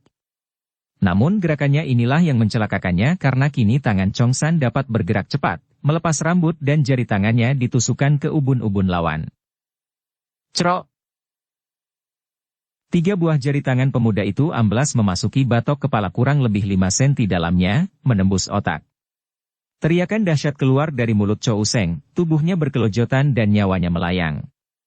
Chong San keluar dari himpitan tubuh berat itu, memandang dan setelah merasa pasti bahwa lawannya tewas, dia lalu lari menghampiri Yan Chu. Melihat keadaan gadis yang telanjang bulat, Chong San cepat menyambar pakaian gadis itu dan dengan menahan debaran jantungnya serta menahan agar matanya tidak terlalu liar memandang tubuh itu, dia mengenakan pakaian pada tubuh Yan Chu sedapatnya. Yan Chu membantu sebisanya dengan gerakan tubuh karena kedua tangannya terbelenggu ke belakang sedangkan kedua kakinya masih terbelenggu pula. Kita harus cepat membuka belenggumu, bisik Chong San. Tuako, maafkan aku. Sudahlah. Aku yang salah, menggunakan akal kau keliru menyangka. Dan terima kasih atas pertolonganmu yang tak ternilai besarnya. Pest, jangan ucapkan itu, moi-moi. Yang penting sekarang bagaimana kita dapat mematahkan belenggu. Kau sendiri, bagaimana dapat meloloskan diri? Dengan ilmu Siakun Sinhot, akan tetapi terlalu lama dan... kau terluka, Tuako? Yan Chu bertanya kaget. Chong San mengusap bibirnya yang berdarah. Memang dia terluka, luka di sebelah dalam tubuh yang dia derita dalam perkelahian mati-matian tadi. Selain luka dalam akibat bantingan dan pukulan, juga lehernya masih nyeri bekas libatan ujung cambuk baja, pundaknya agaknya terkilir ketika lengannya hendak dilepaskan dari pundak oleh lawan tadi. Luka tidak berarti, yang penting mematahkan belenggumu. Sayang kita tidak membawa senjata. Chong San lalu pergi mengambil 2 buah batu besar. Sebuah batu yang terbesar dia letakkan di atas tanah, kemudian dia minta supaya Yan Chu merebahkan tubuh miring sehingga kedua tangannya berada di dekat batu. Setelah mengatur agar belenggu tangan itu berada di atas batu, dia berbisik. Tahankanlah, moi-moi, aku akan mencoba untuk mematahkan belenggu dengan batu ini. Yan Chu mengangguk dan mulailah Chong San menggempur belenggu itu bertubi-tubi dengan batu yang dipegangnya kuat-kuat. Tentu saja tidak mungkin mematahkan belenggu besi dengan batu tanpa menggunakan tenaga sinkang dan untuk pekerjaan ini Chong San mengerahkan seluruh tenaganya. Rasa sakit-sakit di tubuhnya bertambah dan keringat telah membasahi seluruh muka dan lehernya ketika akhirnya dia dapat juga mematahkan belenggu kedua tangan Yan Chu. Gadis ini pun bukannya tidak menderita. Setiap kali belenggu tangannya dipukul, rasa pedih dan panas menjalar dari pergelangan tangan seperti menusuk jantung. Maka begitu kedua tangannya terlepas, ia lalu merangkul leher pemuda itu dan ia membenamkan mukanya di dada yang basah oleh keringat. Belenggu kakimu, moi-moi. Chong San tidak tahu mana yang lebih membingungkan hatinya, rangkulan kedua lengan itu ataukah belenggu kaki Yan Chu yang belum patah. Untuk menyembunyikan kebingungannya, Chong San lalu mulai hendak mematahkan belenggu kaki dengan batu tadi sungguh pun tenaganya sudah hampir habis dan dadanya terasa sesak. Karena kaki gadis itu agak jauh dari batu yang dipakai landasan, maka Chong San memegang pergelangan kaki gadis itu untuk didekatkan dengan batu. Plak! Chong San terkejut sekali karena tangannya yang memegangi kaki itu ditampar. Lebih kaget lagi ketika dia menengok, dia melihat pandang mata gadis itu penuh kemarahan. Yap Tuako, apakah engkau juga menjadi kurang ajar? Chong San terbelalak kaget. Apa? Kau meraba-raba kaki, mau apa? Aku hendak mematahkan belenggu kakimu. Sejenak pandang mata gadis itu menatapnya tajam penuh selidik, kemudian tersenyum dan merangkul pundak pemuda itu, melonjorkan kakinya, dan berkata lirih. Maafkan aku. Aku selalu berprasangka buruk terhadap dirimu, Tuako. Lakukanlah dan terima kasih. Sungguh gadis yang aneh dan menggemaskan, pikir Chong San. Bukan gemas marah, melainkan gemas mengkal membuat orang ingin mencubitnya. Gadis itu merangkul lehernya, kini merangkul pundaknya dan meletakkan pipinya di atas pundaknya, semua itu dilakukan dan tidak apa-apa.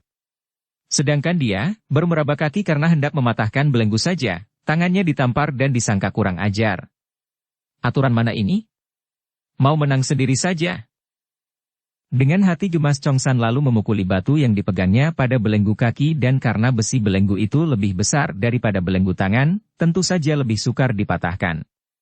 Namun dia bekerja terus, tidak sadar betapa gadis itu memandangnya dengan sinar mata sayu, tidak merasa betapa keringatnya bercucuran dari dagu dan lehernya. "Tuako." Suara itu terdengar dekat sekali dengan telinga, bisikan yang menghembuskan napas halus ke kuduknya. "Hem." Chongsan tidak menghentikan usahanya mematahkan belenggu, menghantam terus sampai telapak tangannya lecet-lecet berdarah. "Kenapa engkau begini baik terhadapku, Tuako?" "Hem." Kini Chongsan menghentikan hantamannya pada belenggu kaki itu dan melirik ke kanan, ke arah pundaknya di mana gadis itu meletakkan pipinya. Tiba-tiba jantung pemuda ini berdebar keras. Wajah itu begitu dekat sehingga dia dapat merasakan hembusan napas hangat di pipinya, dan pandang mata itu begitu lembut, jari-jari tangan yang halus itu kini mengusap peluh dari lehernya, begitu mesra. "Moi Moi, mengapa kau masih bertanya lagi? Aku bersedia membela dan melindungi dengan taruhan nyawaku." "Aku tidak menanyakan hal itu, Tuako. Yang aku ingin ketahui adalah mengapa engkau amat baik terhadap aku?" Benar-benar gadis yang aneh. Apa bedanya? Jawaban tadi bukankah sudah menjelaskan isi hatinya? Diam-diam Chongsan tersenyum di dalam hatinya. Agaknya gadis ini menghendaki jawaban yang langsung. "Baiklah. Aku akan selalu bersikap baik terhadap dirimu, Moi Moi, selama hidupku, karena aku cinta padamu, Moi Moi." "Benarkah Tuako? Benarkah engkau mencintaku? Sungguh-sungguh?" Betapa mengemaskan." Chongsan menarik napas panjang. "Tentu saja, Moi Moi, tentu saja sungguh-sungguh. Aku berani bersumpah." Ketika dia memberanikan diri untuk bertanya. "Dan bagaimana tanggapanmu, Moi Moi?" "Apa? Tanggapan bagaimana?" Bocah ini." Ingin Chongsan mencubit bibir yang bertanya seperti orang yang pura-pura tidak mengerti itu. "Bagaimana dengan hatimu? Dapatkah kau menerima cinta kasihku? Apakah mungkin seorang gadis jelita seperti engkau mencintaku?" Yanchu membelalakan matanya dan merenggangkan matanya dari atas pundak Chongsan, tidak tahu betapa gerakan itu amat mengecewakan hati pemuda itu. "Cinta? Apa sih cinta itu, Tuako?" "Cinta ya cinta. Bagaimana, Moi Moi? Bagaimana perasaan hatimu terhadap diriku? Apakah engkau juga cinta kepadaku?" Yanchu menggeleng-geleng kepala, membuat hati Chongsan seperti tertindih anak gunung. "Sampai kini pun aku belum mengerti jelas bagaimana cinta itu sebenarnya, Tuako. Karena belum mengerti, bagaimana aku dapat menjawab pertanyaanmu itu?" Chongsan menarik napas panjang, hatinya tidak seberat tadi akan tetapi tetap saja dia masih belum puas, merasa seperti tergantung di awang-awang, tenggelam tidak terapung pun belum. Kemudian dia teringat akan pekerjaannya dan tanpa berkata apa-apa dia lalu melanjutkan menghantam belenggu kaki dengan batu sekuat tenaga. "Yap Tuako, kau marah?" Tidak. Akan tetapi hantamannya makin keras saja. "Biar kugantikan kau, Tuako. Lihat tanganmu sudah lecet-lecet. Kasihan engkau, Tuako." Suara lembut ini merupakan kompres yang mendinginkan hati Chongsan. Akan tetapi pada saat dia hendak menyerahkan batu itu kepada Yanchu, tiba-tiba dia meloncat bangun dengan kaget. Juga Yanchu meloncat berdiri, lupa bahwa kakinya masih terbelenggu sehingga dia hampir terguling kalau tidak disambar lengannya oleh Chongsan. Ternyata di depan mereka telah berdiri Pak Jiu Xianong dan Pak San Kuyong, dua orang di antara 4 datuk golongan sesat yang sakti. Namun, melihat dua orang musuh ini, Chongsan berteriak keras dan menyerang dengan nekat ke arah Pat Jiu Xianong, menggunakan batu yang dipegangnya. Pat Jiu Xianong menangkis dengan tangan kiri. Batu ini hancur bertemu dengan tangan Pat Jiu Xianong dan Chongsan yang sudah kehabisan tenaga itu terhuyung, kemudian roboh terkena tepukan tangan kakek kecil itu pada pundaknya. Yanchu yang kakinya masih terbelenggu akan tetapi kedua tangannya sudah bebas itu pun secara nekat telah meloncat ke kedua tangannya mengirim pukulan. Hebat pukulan gadis ini, akan tetapi yang diserangnya adalah seorang tokoh yang menjadi datuk hitam. Kalau saja dia tidak terbelenggu kakinya, mungkin dengan kepandaiannya yang sudah amat tinggi itu Yan Chu akan dapat melawan.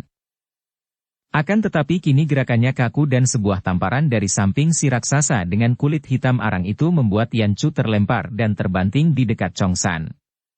Sebelum dua orang muda itu sempat bergerak, ujung jari tangan kedua kakek itu telah menotok mereka lumpuh dan dengan mudah dua orang kakek itu mengempit tubuh mereka dan dibawa kembali ke dalam benteng. Demikianlah keadaan dua orang muda itu yang kini sudah berada di dalam kamar tahanannya kembali. Mereka dilempar ke dalam kamar tahanan dan setelah Yan Chu dapat bergerak lagi, biarpun kedua tangannya kini telah dipasangi belenggu baru, gadis ini cepat menghampiri Chong San yang masih pingsan dan menggunakan pengertiannya tentang pengobatan untuk merawat pemuda itu memulihkan tenaga serta mengobati luka-luka di dalam tubuh yang tidak membahayakan nyawanya namun memerlukan perawatan yang teliti. Peristiwa itu terjadi sehari sebelum Cui Im mengunjungi kamar tahanan Keng Hong dan membawa Biao Eng ke kamar pemuda itu. Dia sengaja membohong dan menceritakan bahwa dia telah menghadiahkan Yan Chu kepada Tai Lek Sin Mo, tidak mengatakan bahwa kawannya itu telah tewas di tangan Chong San. Setelah membuat Keng Hong dan Biao Eng menjadi gelisah memikirkan keselamatan Yan Chu dan Chong San, Cui Im bertepuk tangan lagi dan muncullah kedua orang murid Pat Jiu Sian Ong yaitu Tian Te Siang Tu. Panggil dua ekor babi itu ke sini. Dua orang murid Pat Jiu Sian Ong itu saling pandang. Jelas mereka merasa kecewa dan ragu-ragu dan memang sayang sekali kalau Biao Eng yang demikian cantik jelita hanya diberikan kepada dua orang anggota anak buah benteng itu yang tingkatnya paling rendah. Akan tetapi tentu saja mereka tidak berani membantah dan cepat pergi. Tak lama kemudian muncullah dua orang laki-laki bangsa Mongol yang setengah liar. Tubuh mereka tinggi besar dengan otot-otot menonjol pada kaki tangan dan dada mereka yang bertelanjang. Hanya sehelai cawat yang kecil kotor saja menutup tubuh mereka, tubuh yang kulitnya retak-retak seperti kulit buaya, kering keras dan kasar. Muka mereka buruk sekali, dengan mata sipit yang dilebar-lebarkan, mulut yang tak dapat tertutup rapat. Kedatangan mereka berdua ke dalam kamar itu membawa bau yang apek dan tidak enak. Agaknya mereka telah diberitahu sebelumnya akan tugas mereka, karena begitu memasuki kamar, mereka langsung memandang ke arah Biao Eng dan tertawa-tawa hahaha seperti sikap orang yang tidak normal pikirannya. Akan tetapi, betapapun bodohnya, kedua orang liar kasar ini agaknya takut kepada Cui Im dan mereka hanya berdiri menghadapi Cui Im sambil menanti perintah. Cui Im menoleh kepada Keng Hong dan hatinya yang penuh kebencian itu menjadi girang menyaksikan betapa wajah Keng Hong yang biasanya tenang itu kini berubah, memandang ke arah dua orang pria itu dengan penuh kengerian dan kebencian. Juga ia gembira sekali melihat betapa wajah Biao Eng pucat ketika pandang mata gadis itu tertuju kepada dua orang laki-laki setengah telanjang itu. Hihihihi, Biao Eng. Boleh jadi engkau tahan siksaan dan tidak takut mati? Akan tetapi kuat dan beranikah engkau menghadapi kedua ekor babi hutan ini yang akan memperkosamu sampai mati di depan pandang mata kekasihmu, Keng Hong? Biao Eng menggeleng-geleng kepala kuat-kuat dan bibirnya mengeluarkan suara gemetar. Cui Im tertawa terkekeh-kekeh. Hahaha. Si Biao Eng yang terkenal sebagai seorang wanita tak pernah mengenal takut, yang berwatak dan berdarah dingin seperti mayat hidup, sekarang baru mengenai artinya takut dan baru ngeri hatinya. Hihihi, alangkah lucunya. Hei Cui Im. Suara bentakan Biao Eng terdengar melengking dan mengandung hawa dingin yang mengejutkan Cui Im. Suara ini mengingatkan dia akan masa dahulu ketika ia masih menjadi suci dari gadis itu dan ketika tingkat kepandaiannya masih jauh berada di bawah Biao Eng sehingga dia tunduk kepada sumoinya. Ia memandang dan melihat sinar mata Biao Eng yang mengandung keberanian luar biasa seperti dahulu. Cui Im, jangan kira bahwa aku merasa takut atau ngeri menghadapi rencanamu yang keji. Engkau tahu bahwa dengan kepandaianku, aku dapat membuat tubuhku seperti mati dan apapun yang akan dilakukan orang terhadap tubuhku, tidak akan dapat menyentuh perasaan hatiku. Akan tetapi, aku kasihan kepada Keng Hong yang akan menyaksikannya. Cui Im, apa sih untungmu menyiksa kami seperti ini? Kalau memang sudah tidak ada jalan lain, kau bunuh saja kami. Diam-diam Cui Im menjadi makin marah dan habislah harapannya untuk dapat memaksa Keng Hong agar memberikan ilmu yang diinginkannya. Maka ia melambaikan tangannya kepada dua orang raksasa telanjang itu. Kedua orang Mongol ini saling pandang, menyeringai seperti dua ekor anjing yang hendak memperebutkan tulang. Melihat ini, Cui Im cepat berkata, "Bedebah." Jangan berebut, lakukan berdua dengan kerjasama yang baik. Dua orang raksasa itu menjadi takut dan mereka bergerak perlahan menghampiri pembaringan di mana tubuh Biao Eng rebah terlentang. Setelah dekat dengan pembaringan dan Biao Eng yang sudah putus asa itu telah memejamkan mata dan menggunakan kepandaiannya untuk mematikan segala panca indera, dua pasang lengan yang panjang dan jari-jari tangan yang besar dan kasar itu bergerak hendak menjamah tubuh Biao Eng. Hendak merenggut lepas pakaian gadis itu sebagai langkah pertama kedua orang laki-laki liar yang melaksanakan tugas penuh gairah itu. Tahan! Kalau tangan-tanganmu yang kotor menyentuh gadis itu, kalian akan mampus, bentak Keng Hong yang sudah tak dapat menahan kemarahannya lagi dan sepasang matanya memandang seperti mengeluarkan api bernyala-nyala kepada kedua orang raksasa Mongol. Kedua orang itu terkejut mendengar suara yang mengandung hikang kuat dan amat berwibawa itu, akan tetapi ketika mereka menoleh dan melihat betapa Cui Im hanya tertawa mengejek, mereka pun tertawa lalu melanjutkan gerakannya yang tertunda. Seorang meraih baju, seorang lagi meraih celana. Krak-krak. Tiba-tiba terdengar suara keras, belenggu tangan dan kaki Keng Hong hancur berantakan dan tubuhnya sudah mencelat ke depan. Saking kagetnya menyaksikan hal yang sama sekali tidak disangka-sangkanya itu, Cui Im hanya memandang terbelalak melihat betapa tubuh Keng Hong sudah berkelebat maju, kedua tangannya menjambak rambut kepala dua orang raksasa itu dan sekali gerak. Dia sudah membenturkan dua buah kepala itu satu sama lain sehingga terdengar suara keras dan dua buah kepala itu pecah berhamburan. Tanpa bersambat lagi dua orang raksasa Mongol itu tewas seketika. Demikian cepat gerakan Keng Hong sehingga kedua orang itu sama sekali tidak sempat untuk membela diri. Keng Hong meraba belenggu kaki tangan Biao Eng dan beberapa kali renggutan dengan pengerahan sinkangnya yang sudah mencapai tingkat amat tinggi, belenggu pada kaki tangan Biao Eng patah-patah. Lekas kau pergi menolong mereka. Keng Hong berkata sambil cepat membalikkan tubuh menghadapi Cui Im. Biao Eng mengerti apa yang dimaksudkan Keng Hong, maka dia lalu meloncat keluar melalui pintu kamar tahanan itu, membiarkan Keng Hong yang ia percaya penuh akan kelihayannya untuk menghadapi Cui Im yang merupakan lawan terkuat. Biao Eng maklum pula bahwa saatnya untuk memberontak dan melawan mati-matian telah tiba, maka ia pun tidak mau ragu-ragu lagi. Begitu tiba di luar pintu kamar itu, 4 orang penjaga yang datang karena kaget mendengar suara ribut-ribut, dirobohkan oleh Biao Eng dalam sekejap mata, bahkan gadis itu lalu menyambar sebatang pedang yang dirampasnya dari seorang di antara mereka yang dirobohkannya. Cui Im telah dapat menguasai hatinya yang sejenak mengalami guncangan saking kagetnya melihat Keng Hong tiba-tiba dapat membebaskan diri itu. Kini mengertilah ia bahwa selama ini Keng Hong hanya berpura-pura menjadi tawanan dan bahwa kalau dikehendaki, pemuda luar biasa itu setiap saat dapat membebaskan diri sendiri. Akan tetapi Cui Im tidak menjadi takut. Cepat ia mencabut pedang Siang Hokiam, pedang kayu milik Keng Hong yang telah dirampasnya dan ia telah siap melawan Keng Hong dengan pedang itu. Kiranya engkau telah mengatur semua rencana untuk menyelamatkan diri, Keng Hong. Jangan kira akan mudah saja. Ia tertawa dan memandang pedang kayu harum di tangannya lalu menyambung. Sungguh tidak kusangka sama sekali bahwa akhirnya Chia Keng Hong, pewaris utama Siang Hokiam, akan mati di ujung Siang Hokiam sendiri. Setelah berkata demikian, Cui Im lalu menerjang maju dengan pedang digerakkan cepat sekali, mengirim serangan kilat ke arah tenggorokan Keng Hong dengan ujung digetarkan dan siap melanjutkan serangan dengan goresan ke bawah untuk membelah dada. Hebat sekali penyerangan Cui Im ini, selain cepat, juga mengandung sinkang yang kuat sekali. Keng Hong meraba ke arah pusarnya dan ketika tangan itu diangkat ke atas, berkelebatlah sinar kehijauan menangkis pedang kayu di tangan Cui Im. Krek! Ai! Cui Im terkejut bukan main melihat pedang kayu harum di tangannya itu hancur berkeping-keping ketika bertemu dengan pedang di tangan Keng Hong. Ketika ia memandang, hatinya makin terkejut melihat bahwa pemuda itu ternyata juga memegang sebatang pedang kayu yang serupa benar dengan pedangnya tadi. Teringatlah ia akan akal Keng Hong dahulu mengelabui para pimpinan Kunlun Pai, dan tahulah ia bahwa pedang Siang Hokiam yang dirampasnya dari Keng Hong dan yang tadi ia pergunakan itu ternyata pun hanya sebatang Siang Hokiam palsu saja, sedangkan pedang kayu harum yang aslinya masih berada di tangan Keng Hong, disembunyikan di dalam celananya. Keparat, penipu busuk!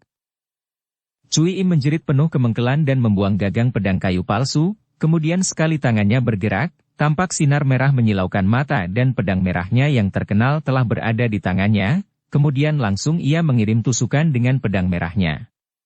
Kang Hong cepat menangkis dan melanjutkan tangkisan dengan tusukan Siang Bok Kiam dengan gerakan melengkung, mengarah ubun-ubun lawan. Ceringgi. Cui Im maklum akan bahaya maut ini maka cepat menangkis sekuat tenaga.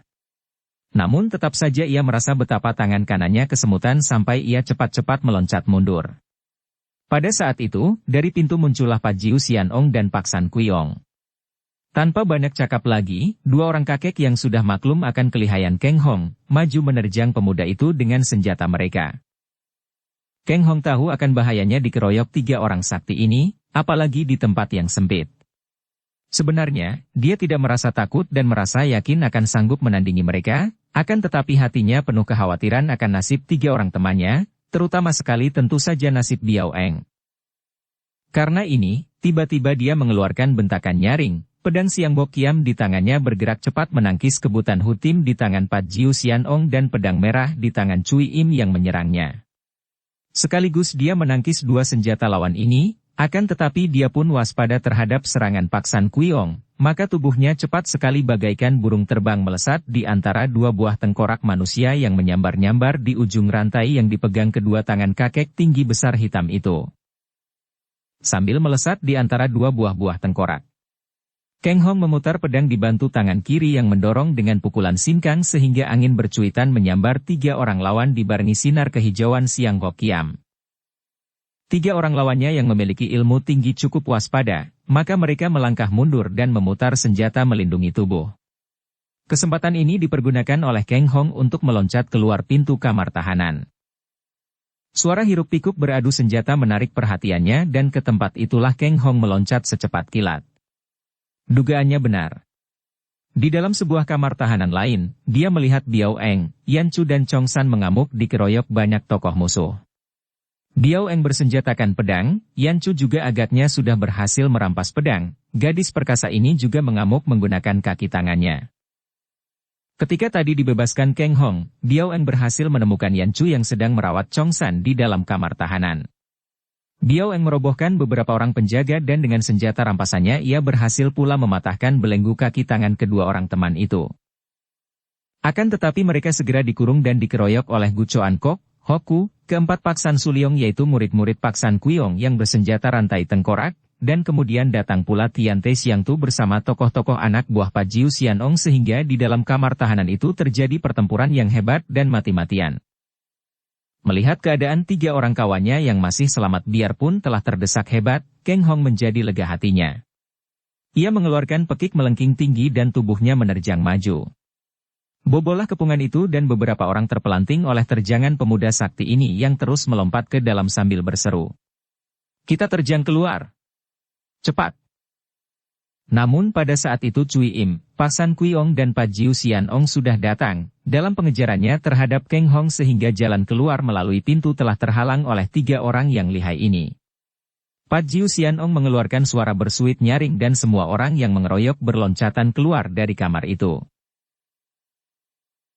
Bersambung ke bab 26. Dukung kami dengan subscribe, follow, like, komen dan share. Terima kasih.